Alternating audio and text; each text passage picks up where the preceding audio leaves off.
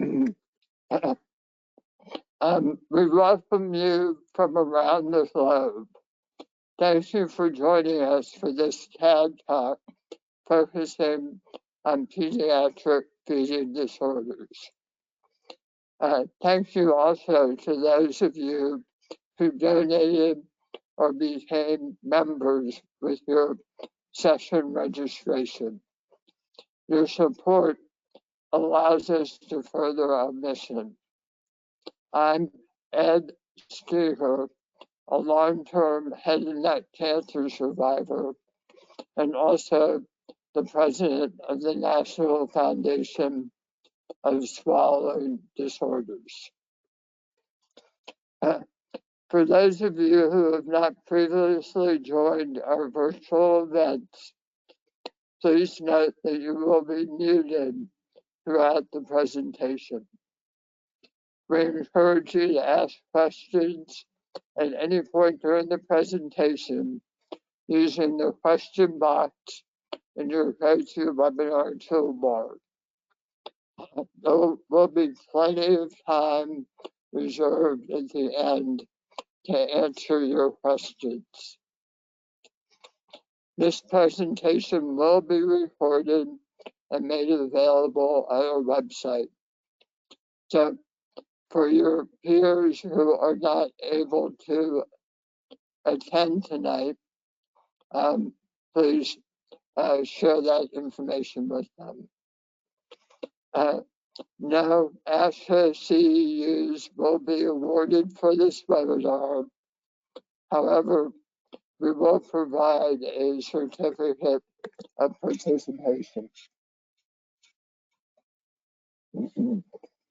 I would like to have a shout out to Broccoli Diagnostics, who have provided the foundation with an unrestricted educational grant annually for almost the past decade.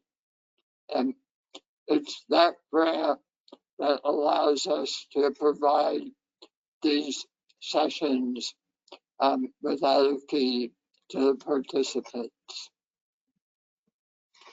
I would also like to take a moment to recognize our other educational sponsors.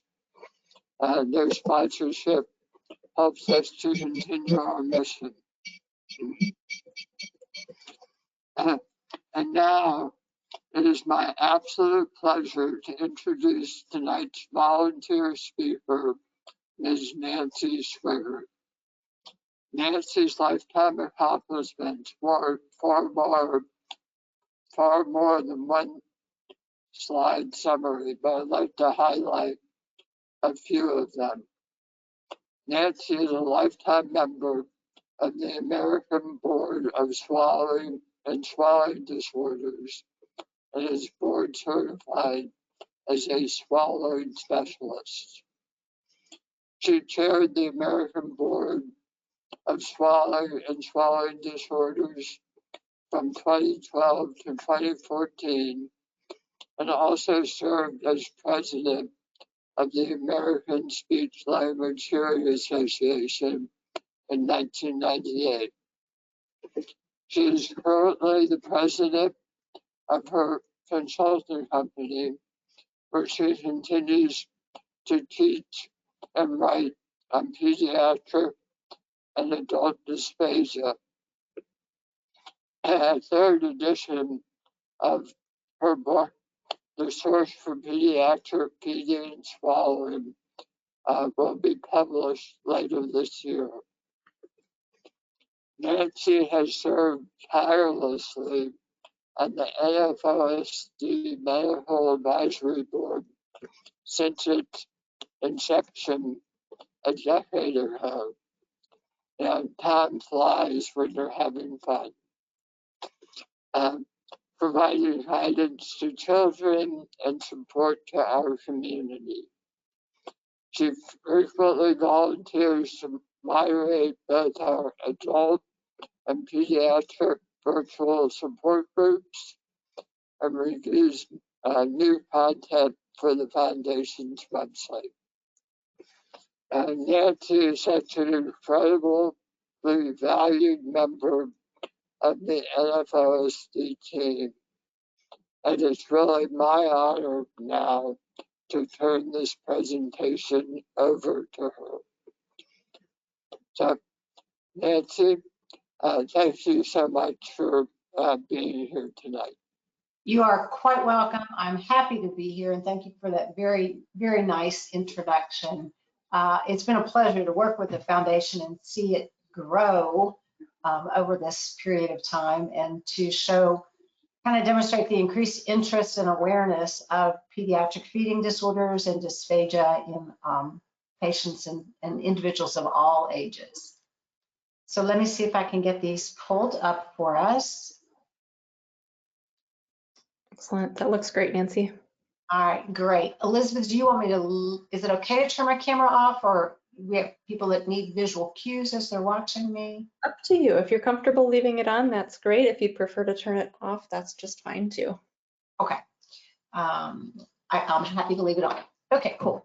All right, so tonight we're going to talk about techniques used to change behaviors in pediatric feeding disorders. And as Ed mentioned, let's see if this, there we go. This book is out. Yay! The 3rd edition is out. And it has some chapters by some incredible colleagues, a new chapter on feeding in the NICU, and a new one on breastfeeding, another one on services in the schools, and just some really great chapters by some amazing individuals. So it's out. And what we're going to talk about tonight is like this little tiny piece, but an important piece. What we're going to do is just kind of review terms so we know what pieces of this puzzle we're talking about. We're going to talk about different categories of interventional approaches, but where we're really going to focus is on understanding the principles that are used to change behaviors.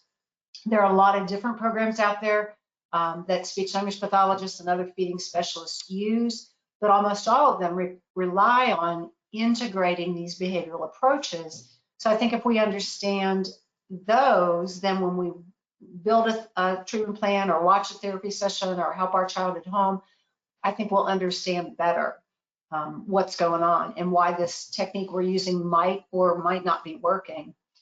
So we're hoping that we're reaching consumers, parents and caregivers of kids with feeding disorders, SLPs and other feeding specialists, and also students learning about dysphagia. Of course, because I practice in the United States, the terminology and processes that I'm going to describe are those used in the US. So you may need to adjust for your location as needed. So this little diagram, I want to kind of set the stage that pediatric feeding and swallowing disorder is the overall term for the kinds of problems these kiddos show. And there are two distinct blocks that I would think we could sort these disorders into. The one on the right is where we would have what I would call dysphagia. There are skill deficits that the child is having trouble. It could be sensory-based, it could be motor-based, but they actually have a skill-based disorder. The block on the left with the purple writing, psychosocial-based feeding disorder, in terms that have been used in the past to describe this group of kiddos are picky eater, behavioral feeding disorder, food selectivity, food aversion, and then often ARFID, which we won't have time to get into tonight, but that term is often used for this as well. Now, these two blocks are not mutually exclusive. Of course, a lot of kiddos have a motor or sensory-based problem, and also some psychosocial-based feeding disorders and changes in behavior. So it's not one or the other, and very often they occur together. But for a TAD talk of this length, we really have to chisel out the piece that we want to spend some time talking about and then discussing when it's time for questions. So the piece we're chiseling out, and really just a piece of a piece, is to talk about children who have this kind of feeding disorder that's psychosocial based, and in particular, how we might change some of the behaviors. So what is a psychosocial dysfunction in feeding? Children who have inadequate intake or lack of age-appropriate eating habits. And there are estimates that this may be observed in 25 up to almost half of children. And we're not talking about everybody's toddler who isn't about to eat that green stuff on its plate. We're not talking about the kinds of pickiness that all kiddos go through. This is when it really impacts the child's intake, and or they really have a hard time eating in a group with their peers because their eating habits are so out of whack. Now, they're most commonly observed in early childhood, but we also know that they can persist into school age and also even into adolescence if unaddressed. I remember clearly a teen I saw who wanted to go away to basketball camp, and there was going to be a problem because they brought pizza in every day for the kids in basketball camp, but it wasn't the brand of pizza he would eat. So he had made it all the way into adolescence with not this severe problem, but one that was interfering with life before it was addressed. So we say, oh, let's talk about the kinds of behaviors we might want to change. Well, what would those be? Well, to the parents and caregivers of children, you know exactly which kinds of behaviors we want to change.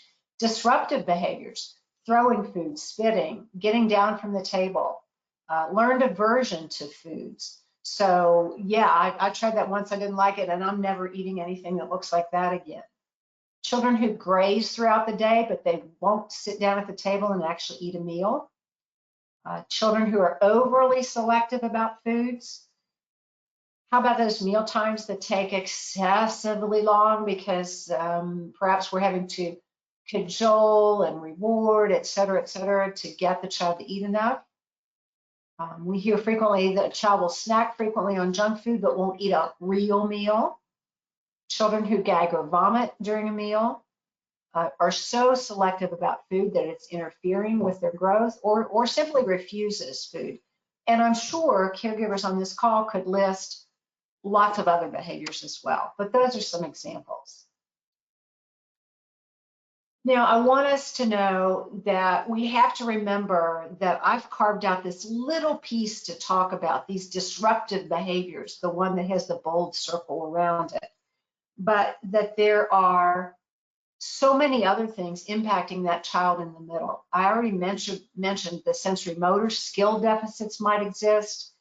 There may be issues with how the caregiver has been managing the disorder. The child might have other psychological issues. There can certainly be nutrition issues. Many children have a related medical disorder or are sensory issues. So we're carving out a small piece to talk about tonight, but we have to remember that it's not just the behaviors. We're going to focus on it, but there are lots of other things. It's not just about behaviors. But since we are going to talk about behaviors, the first thing you want to do if you're going to change a behavior is to operationally define it. What does that mean? Break it down into its littlest parts. If we make a goal to say, I want this child to start eating cereal, and we work on it and they're not successful, well, we can't see where the breakdown occurs. So as an example of how would you break this down, look at all the steps that would need to occur in order for the child to successfully eat cereal. And the reason we break these all down into these very, very small parts is that now we can work on one of those steps. So when the child gets that, we can work on the next step. And therefore, we're reinforcing the child. So instead of saying, oh, this was not a good session because you didn't eat your bowl of cereal, now we can say, fantastic. This time we worked on you picking up the spoon. Maybe you went through 3 steps. You picked up the spoon, you put it in the bowl, you put a little cereal in. Now we're giving positive reinforcement for steps that are leading us to our goal versus if all we do is say this great big goal, then very likely we're not going to be offering any good positive praise because the child's not going to be able to do all of those things until we practice the steps. So we're going to talk tonight about techniques that increase behaviors, techniques that decrease behaviors, And we're also going to talk about some techniques that help establish new behaviors. So the two techniques, and again, these are kind of underlying techniques, are positive reinforcement and negative reinforcement. And both of these should increase behavior. So what is positive reinforcement? It is adding something to the child's environment that was not there before. And when you do that, it increases the likelihood that the behavior will occur again. Now, that can be something as simple as the flavor of food. So Pringles commercials, right? It's impossible to eat just one. Well, yeah, because they're crunchy and salty and they taste so good. So now I'm going to eat another one. So the taste of the Pringle positively reinforces my eating it, so I'm going to eat it again. Same thing with a good non-dairy ice cream for me. Another example would be getting the preferred food after eating the non-preferred food. So didn't you all grow up with a grandmother or someone in your family who said eat your vegetables and then you can have the piece of pie after dinner? So getting the preferred food after eating the non-preferred food.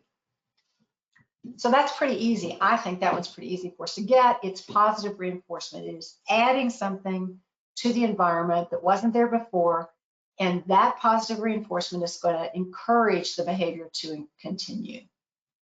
Now, negative reinforcement, this one always, I have to stop and think about it because it's a little tricky. Negative, that doesn't sound like that's going to increase the behavior, but what you're doing is taking something that is negative for the child away, okay? So, for example, after swallowing food, the child is allowed to leave the table. And that's presuming that that's something they want to do, is they want to finish the meal and get down. They're getting out of something, right? So, you know, there's 4 bites of chicken tender and 3 bites of macaroni. So as soon as you finish that, we're all done, you've eaten enough, you can get down. That's a negative reinforcement. You're getting out, the child is getting out of something. One thing to really be aware of is that sometimes we're doing this and we don't even know it. We are negatively reinforcing an undesirable behavior. So picture this, child is at the table, presented with food he doesn't want to eat. He throws the spoon, dad picks it up, presents again, he throws the spoon again. He's crying, he's screaming, and dad's had it. And dad says, that's it, I'm done. Get down from the table, right? Well, guess what we've just done? We have negatively reinforced that spoon throwing, tantrum throwing, because the child got exactly what they wanted, which was to get out of the situation. So we can use negative reinforcement, but sometimes we're doing it and we're not aware of it, and we have to be really cautious of that. So we'll talk about some ways to address that as well. You can use these two together. So you can give, for example, verbal praise after each bite that the child takes, and then when they eat the desired amount or the predetermined amount, then they can get down from the table. So you can use them together. So a question is asked, well, how often should I reinforce? Well, when you're first working on something, it should probably be pretty consistent, like after each bite or after each sip. And do be aware that if you abruptly stop the reinforcement, the target behavior may stop. And if you think about something that you do as an adult, maybe you've set something up that if I remember to walk 30 minutes every day, I'm going to allow myself a piece of chocolate with a cup of tea after dinner, okay? And it's working, and you're giving yourself the chocolate and the tea, and then you've run out of chocolate, the tea bags are gone, nobody's reinforcing you anymore. So you don't ever want to just abruptly stop it. You want to kind of taper it off so that the child's not expecting now this reinforcement after every bite. Maybe you go every 3rd bite. Maybe you skip more bites than that before you reinforce, et cetera. And it might not be reinforcing bites. It might be reinforcing getting in your chair and sitting quietly and not getting down. But you have to kind of play this off of each individual child as to how quickly can you fade that reinforcement. All right, how about techniques to decrease behavior? So there are 4 that we're going to talk about. One's called extinction. There's differential reinforcement of other behavior, antecedent manipulation, and punishment. So are there behaviors we want to decrease? Yeah, we named some of these when we first started. Pushing food out of the mouth, refusing to open the mouth, yelling, running away, causing themselves to vomit. There are numerous behaviors that are interfering with meal times that we might want to decrease. Extinction is extinguishing, stopping reinforcement that you may not even have been aware you were doing. So let me give you an example. Child spits out food and the parents terminate the meal, kind of like the example I gave you with the dad and the child throwing the spoon. So child spits out food, parents say, that's it, I'm not going to tolerate this food spitting, get down. So what have they just done? They have negatively reinforced the spitting, right? So extinction means stop doing that. So instead we would continue the meal and make the child take the bites which had been spit out. Now, here's a little caveat. If you're professionals and you're working with a family and you're asking them to try this technique, hey, you know, let me show you how you're, without even knowing it, you've been negatively reinforcing this behavior. We're going to not do that anymore. It's called extinction. Well, what's going to happen as the parents start to do this is it's very likely the behavior will skyrocket. All right, example. Child takes a bite of the pea, doesn't like it, spits out the pea. Now, in the past, the parent would have said, there's no spitting at the table, get out. And that negatively reinforced the spitting, right? Because the child got out of something.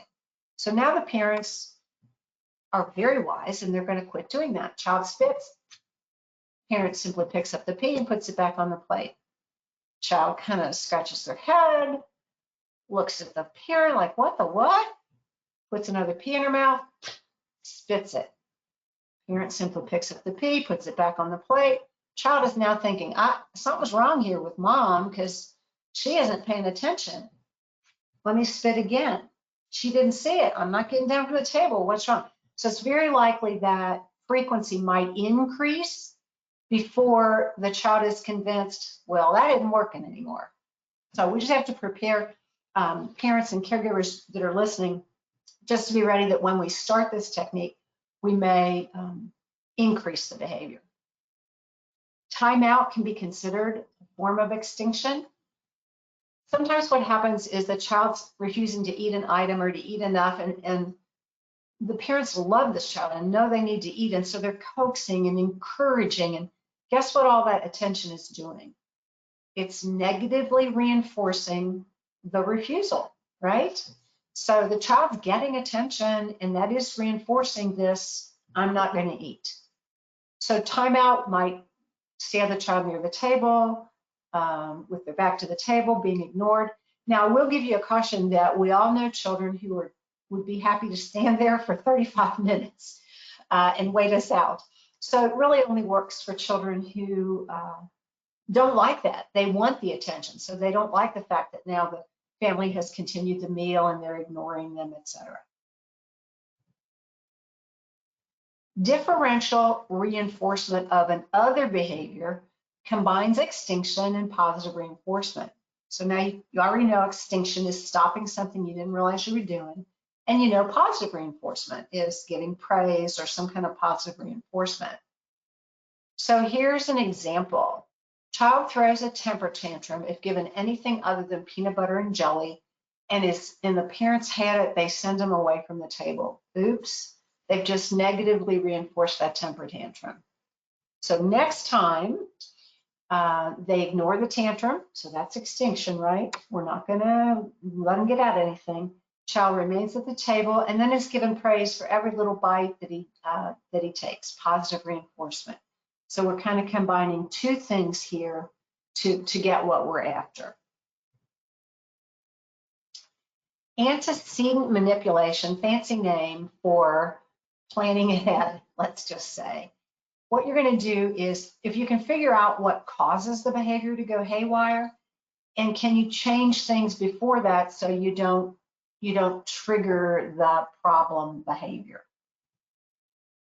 For example, child throws a tantrum every time a full plate of food is presented. And yes, I know that little picture is a little ridiculous. I don't think anybody would ever give a child that much broccoli.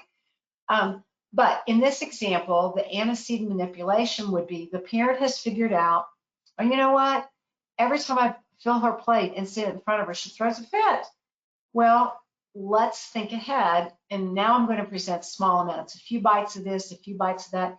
You know, the caregiver can always give more, give seconds, add more to the plate. But if you figured out what the trigger is, and avoid it. So you're going to manipulate what happens before the breakdown. Punishment, totally the opposite of reinforcement. It's something that happens after a behavior that should decrease the likelihood of that behavior occurring again. We don't like to use this very much in feeding therapy, but there are some times that it is helpful. So here's an example. A child takes large bites of food, spits them on the floor, and you know what? The parent said, I'm not going to tolerate the spitting, get down. And now we all know what that is, right? Negative reinforcement. But punishment might involve having the child clean up the mess, get back in the chair, and continue eating. So that could be considered an example of punishment, because the child probably really doesn't like that. We used to, one time saw a child where we made him with the sponge clean up the vomit because he would induce vomiting. So those are some examples of punishment, and it should decrease the behavior. That's the goal, is for it to decrease the behavior. All right, so we've talked a bit about techniques that are designed to increase skills, increase behaviors, let's say. And we've talked about now 4 that are used to decrease undesirable behaviors. But what if there's a new skill we want to teach? Well, let's talk about prompting, modeling, and shaping. Prompting is just that. It's giving a little help, giving an instruction, maybe giving some physical assistance to get to achieve the target behavior that you're after.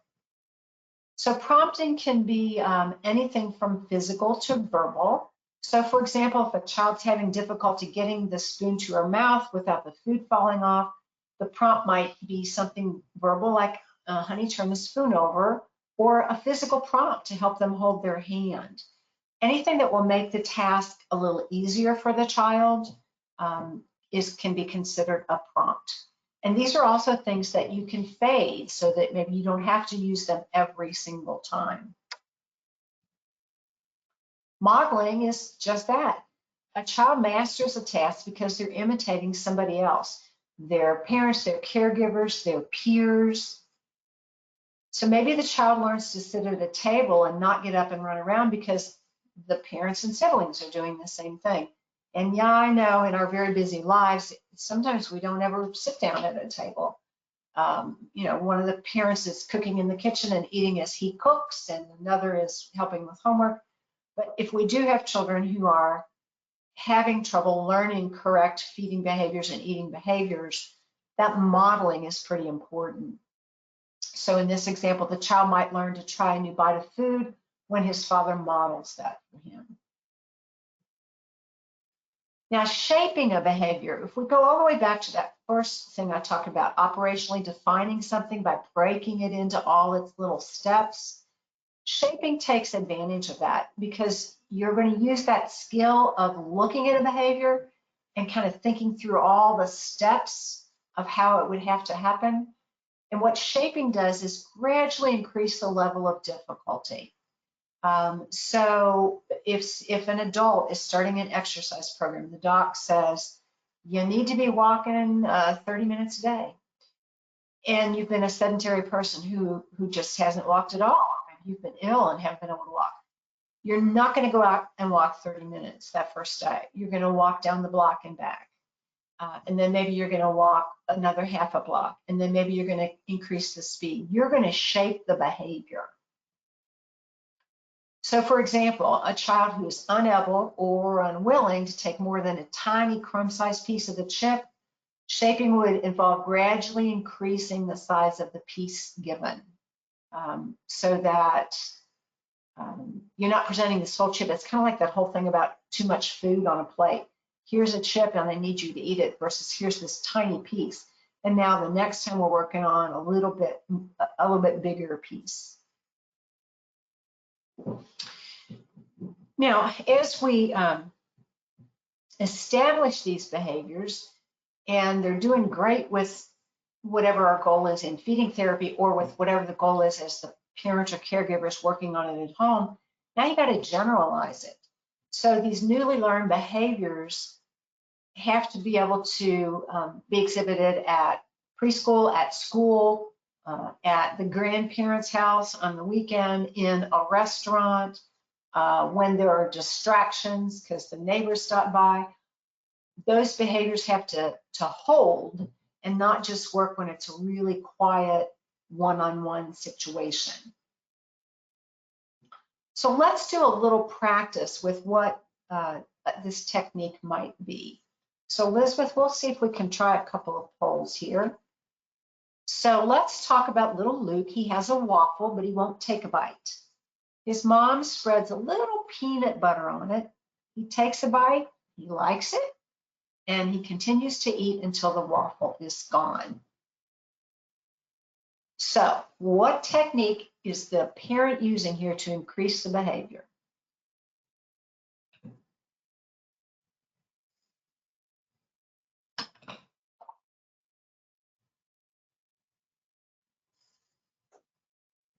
Give people a few more seconds here to vote in the poll, and then I'll share the results with everyone here.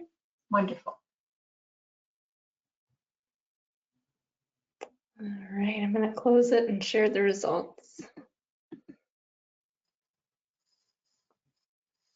All right, Nancy, can you see those on your screen? I cannot. Oh, okay. It says about 57% of people said that that was positive reinforcement, 30% said the antecedent manipulation, and then about 10% said the differential reinforcement. All right.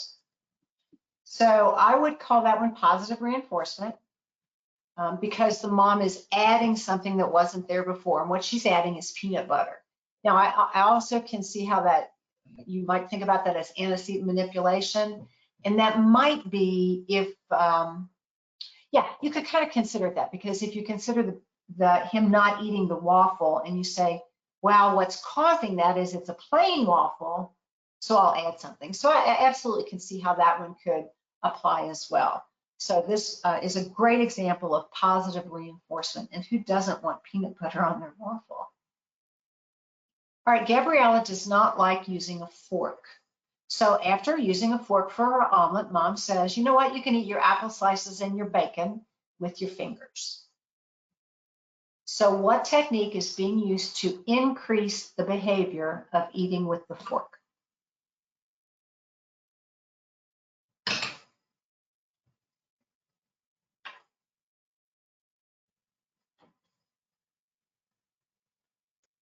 give people a few more seconds here to vote. Okay. There's a good split right now. All right. I'll close the poll here and then share that with everybody.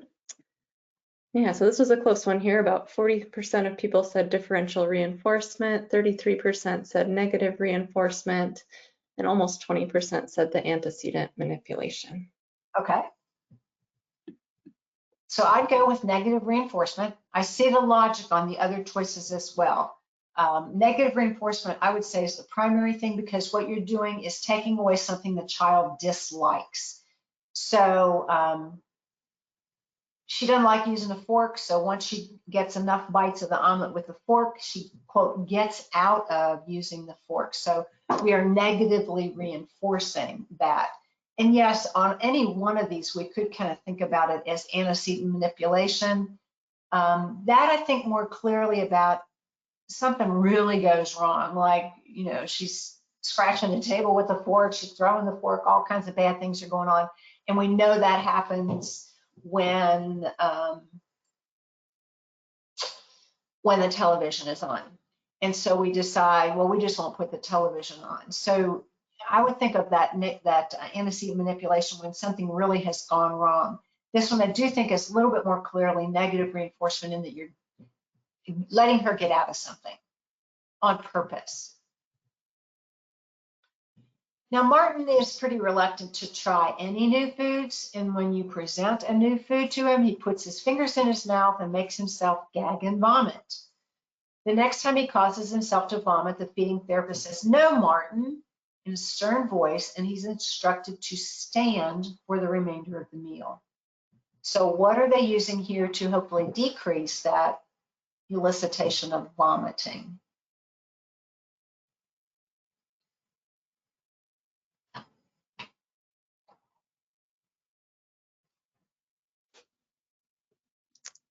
Wait a few more seconds here, but this one has a more popular response. The other ones have been more spread out. All right, I'm going to close the poll here and I'll share the results with everybody. So we have 81% saying that that was punishment, and then the next highest one was 8% says negative reinforcement. All right, so you're exactly right. That is punishment. So punishment is something that happens after a behavior that should decrease the behavior happening again. So whereas positive reinforcement should increase the behavior, punishment should decrease the behavior. So the behavior, there are a lot of behaviors we want to decrease, but certainly that whole thing about making yourself vomit is not a pleasant thing to occur at meal times. So that punishment of the verbal stern no, making him stand up immediately. I mentioned a child we had that we made them help clean up the vomit as well. Now, Jen's parents have noticed that Jen will eat the first 10 or so bites of his meal while watching TV, but then he gets so engrossed in the TV program, Mom continues to try to get him to more, so eat more, so she turns the TV off, and he kind of gets a little ballistic. He refuses to eat any more food until Mom turns the TV back on. So she's going to solve the problem. She's just not going to have the TV on at all from the beginning of the meal. So what technique is she using to decrease the likelihood of that tantrum occurring?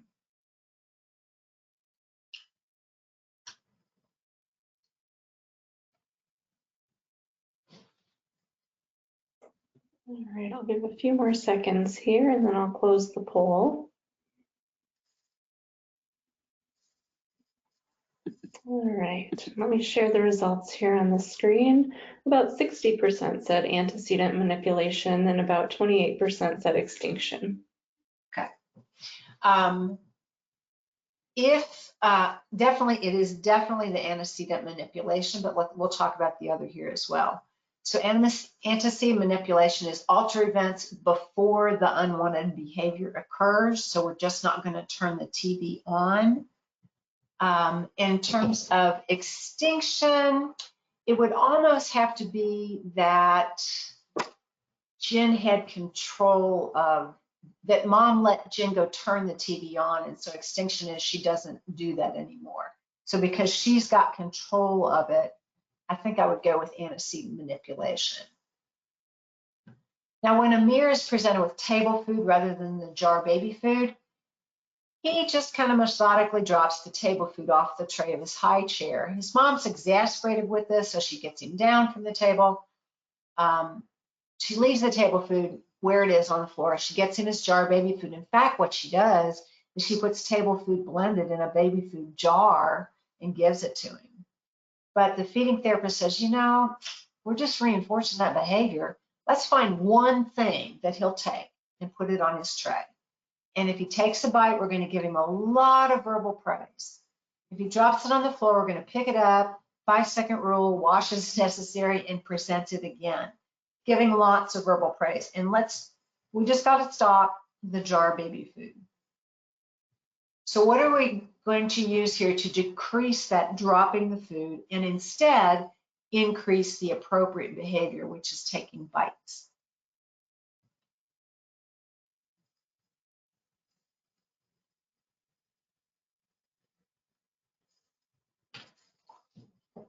Give it a few more seconds here.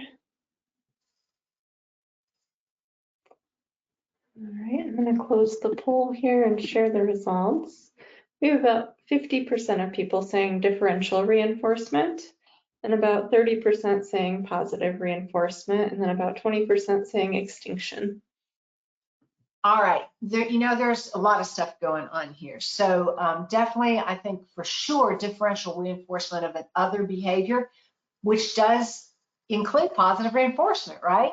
So we are going to extinguish what we were doing. We're going to stop that reinforcement we didn't mean to give by we weren't letting him have the baby food. And instead, we're going to now reinforce. So it really is those two things together. We're differentially reinforcing the behavior that we're after. So we present the table food again. That terminates the negative reinforcement. So you're exactly right. That's extinction. And then we verbally praise Amir for taking a bite. That's positive reinforcement. And when you put those two together, that's what we call differential reinforcement of an other behavior. So you're exactly right. Helen's problem is that she constantly gets down from the table throughout a meal because she doesn't want to eat. After she does this a few times, her parents say, Helen, just go ahead and play. We're going to finish our meal. But Helen's parents talk to the feeding therapist about this getting down from the table, and the therapist says, you know what you're going to need to do is continue to bring her back every time until she's met whatever your goal is, a certain amount of food, a certain number of bites, etc. So how are we going to increase the staying at the table behavior, which is what we want? How are we going to do that?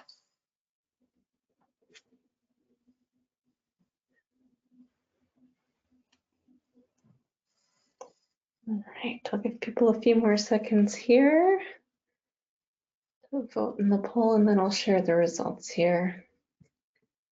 All right. So we have about 70% of people saying that was shaping, and then about 10% saying extinction, and 10% saying positive reinforcement. All right. I'm going to go with extinction, and that is because the parents had been reinforcing, right? Negatively reinforcing, because they kept letting her get out of something, and that's negative reinforcement. Now they're going to stop that, and that means they've extinguished that behavior. So they're going to bring her back and stop that negative reinforcement.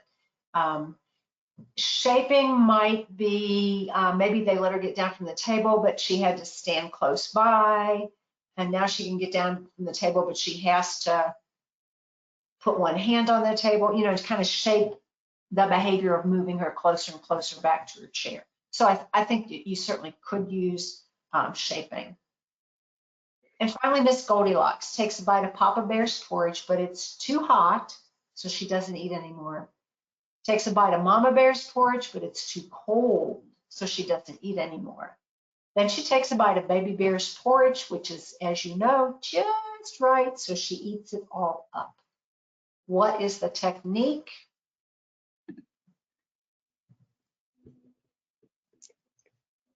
And this one is mixed reinforcement and punishment, right? So the first two are punishment, right? It's too hot, she's not going to eat it. It's too cold, she's not going to eat it. That's going to decrease the likelihood that she'll eat more of that. But when she finally gets the one that is just right, now that's reinforcement. So there's been some punishment and there's been some reinforcement.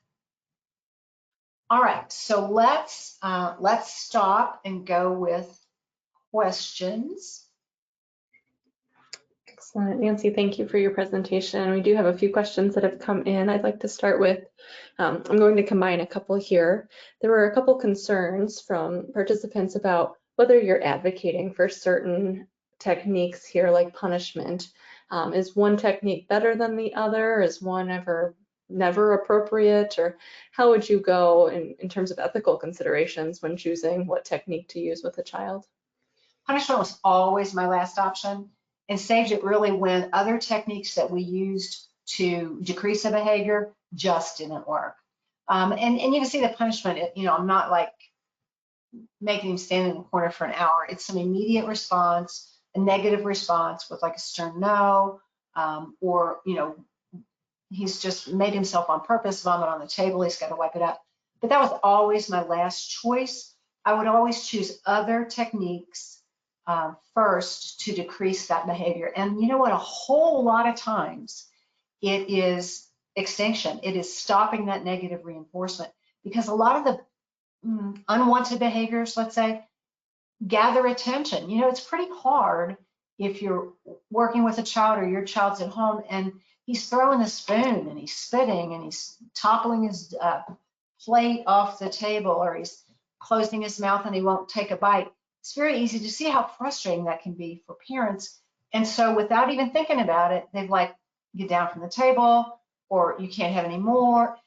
It's easy to see how we slip into negatively reinforcing. So to me, that's kind of like the first thing is let's look at the situation, and is there something that the adults in the situation are doing that's making that behavior continue?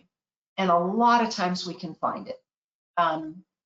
Either the child is gaining too much cajoling and too much attention for not taking a bite. Come on, honey, Zoom, here comes the spoon. Come on, let's take another. There's so much of that kind of reinforcement, or there's negative reinforcement of letting them get out of something. So those are the two I go to first is, are we doing something that's making this behavior continue? That's what I would start with. Excellent, thank you. I have a question here from a parent asking if you have any tips for an infant with severe swallowing aversion. They're trying to avoid causing oral aversion by force feeding. Can we ask the parent how old the child is and what method? Are they bottle, breast, cup? At what point are they feeding, and how does the child demonstrate the aversion? Sure, excellent. I will wait for more information to come in and I'll follow up on that here. Question for you. This is obviously a very stressful situation, I would imagine, for many parents that are going through this type of therapy with their child. I apologize for the dogs in the background here. What tips do you have for parents or suggestions for coping themselves during this? Yeah.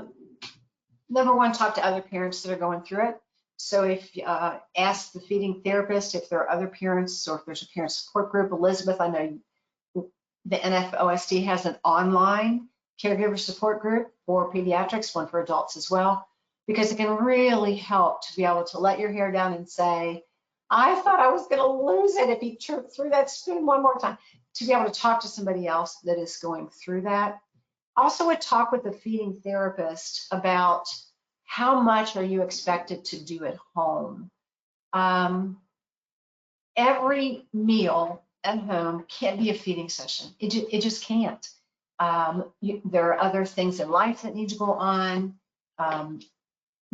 We don't have an hour and a half at every meal at home, etc. So I would ask the feeding therapist, what specifically are the goals that you want me to work on? So let's say that it is, we've changed texture and the child is eating smooth foods, but we're now wanting to eat some chunkier foods. So I talked to the feeding therapist and said, no, I can't get a whole meal of chunky foods. And it's just, no, I've got other kids to feed, etc. What do you expect?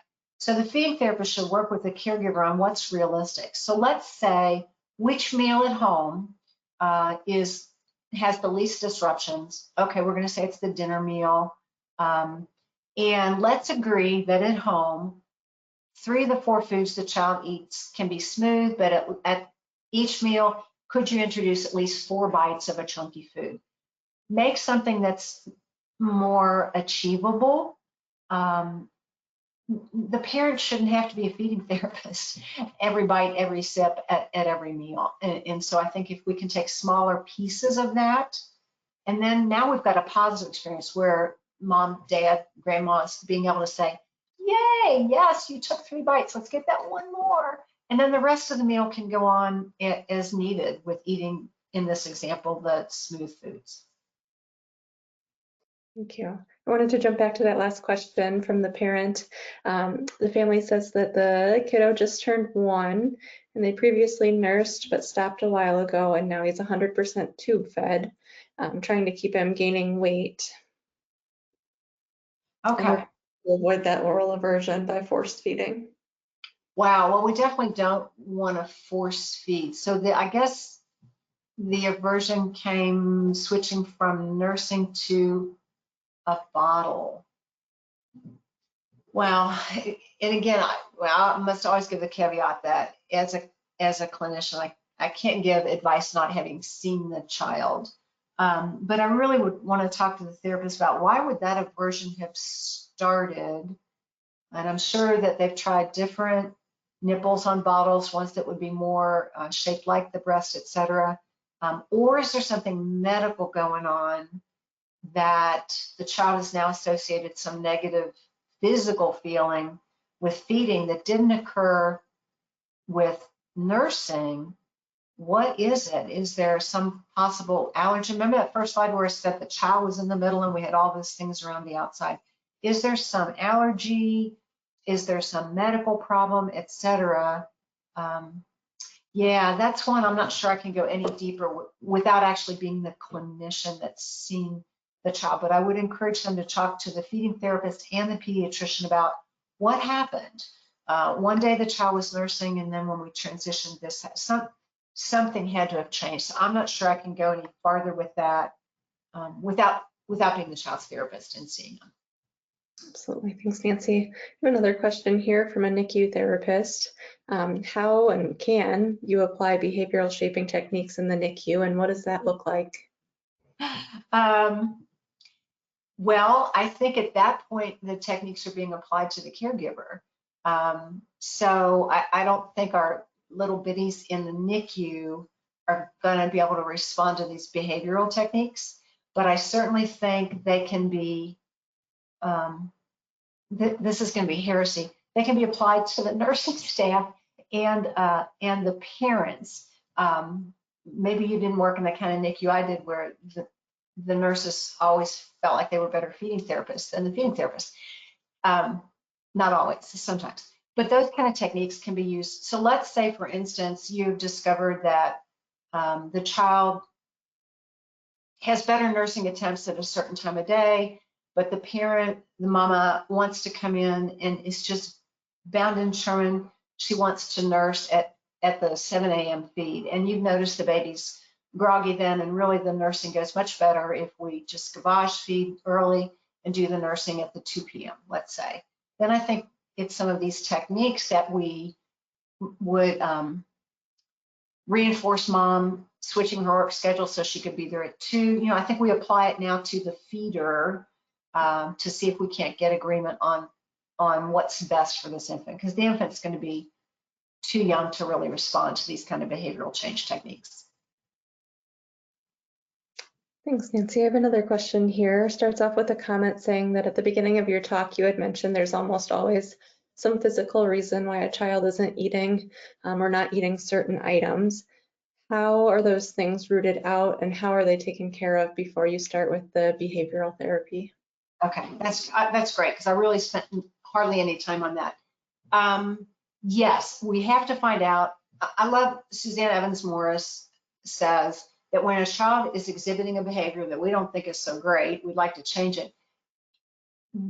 Rarely is it the kid is sitting there going, I think I'll just be a brat today. That's not it. They're making decisions to keep themselves safe. And that might be safe from a sensory experience. Think of the food you wouldn't eat if it was the only thing on a desert island. For me, it's okra, which is a heresy to say as a Southerner. But imagine your sensory response to that food. And now I say, if you eat 10 bites of that, I'm going to give you dessert. I don't care. I'm not going to eat 10 bites of it because I can't stand the sensory experience. So sensory is a big one that the child may be making a decision, and he probably can't verbalize this to you. Gosh, you know, that just feels slimy to me. Or I get a tummy ache when I eat that. Child's not going to be able to verbalize that. So we have to try to figure out, A, if there's allergies. We've always got to rule out allergies. Is there some allergen in some of these things that's causing a physical discomfort, or it really kicks up the child's reflux? So now she associates whatever that was she was eating with that uncomfortable reflux feeling. And then I think, obviously, the other thing is, are there medical problems? And here we would be talking about anything from allergies to respiratory problems. Maybe some foods, you know how when you eat some fish and you get all stuffed up, like you can't breathe because you've just had a glass of red wine, for example. Not that our kiddos are having that. or GI issues, something that really gives this child a lot of gas or causes diarrhea. And then again, we talked about the sensory issues. So I think it's a matter of first talking really carefully with the pediatrician about, are there possible medical issues here that we're missing?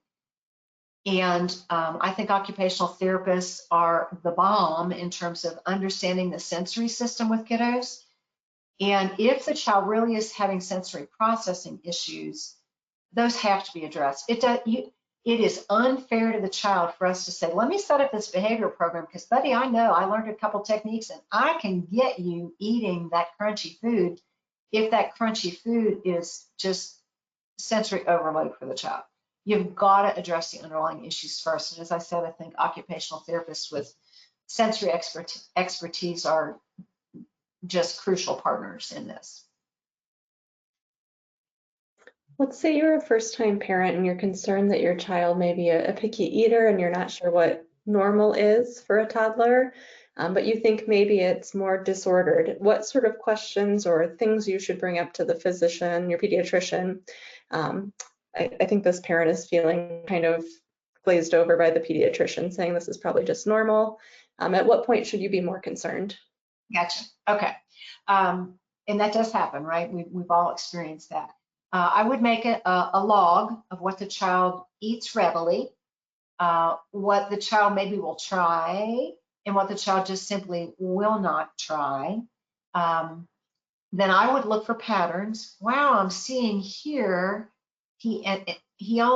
what he really wants to eat, they're all white foods. They're potatoes, they're, vanilla pudding, whatever, or they're all really crunchy foods. See if you can come up with any pattern of what they're eating and not eating. I would talk with the pediatrician about where the child is on the height and weight scale, because toddlers are picky. But I would also talk to other parents of kids that age. Hey, what's your child eating, and how many different things is your child eating? And there are references that talk about how many different foods a child should eat. You can Dr. Google that and you can find some good information. I think we also want to remember the magic number of 10, and that is for typical kids to accept a new food, they have to be exposed to it 10 times. 10 times, which means if you want the child to eat those pureed green beans and the first attempt fails, you got to present it again, and then another 4 to 5 days you present it again, but you got to really continue to present it. And it has to be a taste. So the child it can't just be that they've looked at it 10 times. They have to actually have tasted it 10 times for it to be accepted. So let's talk to other parents about what their toddlers are eating. Let's take a look at Dr. Google, what we can find, how many different kinds of foods, and look at the pattern. And then also I want you to describe to the pediatrician what the child's reaction is. Is it just, the head shake, I don't want it, or are they really getting very upset at the presentation of food that seems to you to be well beyond what would be expected? And hang in there and continue to advocate, because sometimes pediatricians are quick sometimes to say, this is a new mom, she's just worried. But you know in your gut if something's not feeling right. So just kind of continue to observe and advocate. And you can always ask for a referral to a feeding specialist in your area who could help you with that specific answers in terms of is this typical or not typical. Thanks, Nancy. One thing I've noticed from being part of our pediatric virtual support group is that a lot of parents will videotape portions of meals to show the pediatrician, just so that there's that buy-in and belief that this is actually how the kid is behaving at meals. That is excellent tip.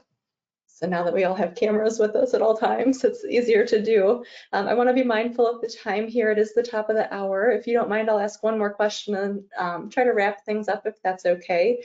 If we didn't get to your question, please feel free to continue typing that in and I will still share that with Nancy, or you can email her. Her email's on the screen right now, or you can contact the foundation and we can pass that along as well.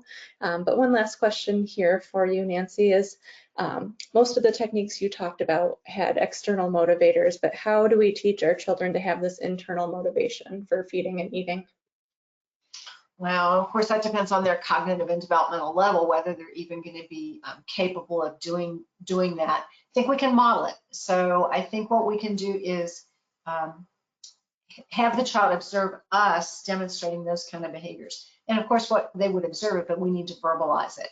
So, you know, dad can say, I'm really proud of myself. I never ate that pumpkin pie before, and I took 3 bites. So you can model it.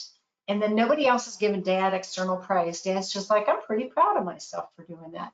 And I think as children hear us saying that, I'm really proud of myself. I sat here for the whole meal. I didn't get up. That's one way we can model the fact that that self-awareness and self-praise is something that we want the children to also develop as they grow. Excellent, thank you.